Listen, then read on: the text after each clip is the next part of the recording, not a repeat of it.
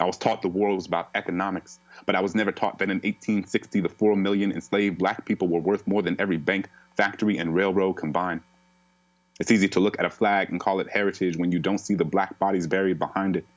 It's easy to look at a statue and call it history when you ignore the laws written in its wake. It is time for the nations that engaged in and profited from the transatlantic slave trade to do what is right and what is just. It is time for them to make reparations to the descendants of chattel slavery in the Americas. This is our global truth, the truth we as human beings understand with stark clarity. There can be no atonement if there is no repair.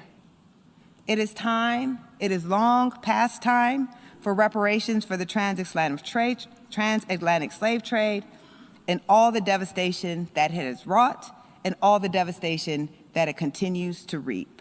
I thank you very much for your attention as we all remember this crime against humanity together. Thank you.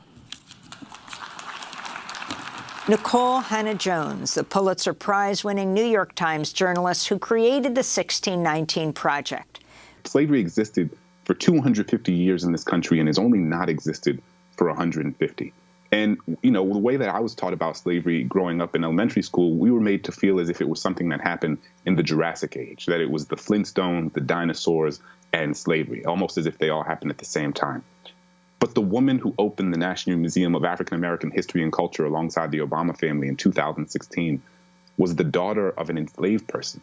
Not the granddaughter or the great-granddaughter or the great-great-granddaughter, the daughter of an enslaved person is who opened this museum, the Smithsonian, in 2016. And so there's clearly, for so many people, there are people who are alive today who were raised by, who knew, who were in community with, who loved, people who were born into intergenerational chattel bondage. And so this history that we tell ourselves was a long time ago wasn't in fact that long ago at all. And part of what so many activists and grassroots public historians and organizers across this country recognize is that if we don't fully understand and account for this history that actually wasn't that long ago, that in the scope of human history was only just yesterday, then we won't fully understand how our contemporary landscape of inequality today. We won't understand how slavery shaped the political, economic, and social infrastructure of this country. And when you have a more acute understanding of how slavery shaped the infrastructure of this country, then you're able to more effectively look around you and see how the reason one community looks one way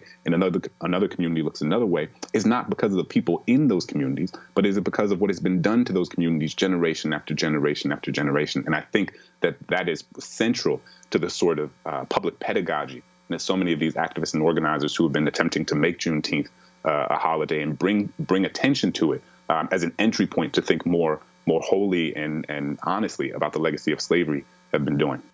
The thing about heritage is that it's a word that also means I'm ignoring what we did to you. I was taught the Civil War wasn't about slavery, but I was never taught how the declarations of Confederate secession had the promise of human bondage carved into its stone. I was taught the war was about economics, but I was never taught that in 1860, the 4 million enslaved black people were worth more than every bank, factory, and railroad combined. It's easy to look at a flag and call it heritage when you don't see the black bodies buried behind it. It's easy to look at a statue and call it history when you ignore the laws written in its wake. I think any solution will first have to start with the real story. We need to sit down around the same table and agree on the diagnostic.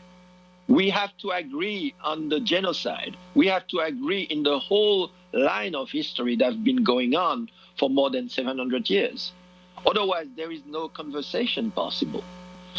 So I am not, and we are not, if I can speak for many others, it's not about, revenge. It's not about, it's about, let's see the world as it is and let's name, all the things that happened and had bring us to what the world is today. That's what it is about. It's not about, your showing how culprit you are or not. It's about acknowledging the past and the present because they are strongly connected. So for me, is the same thing as democracy.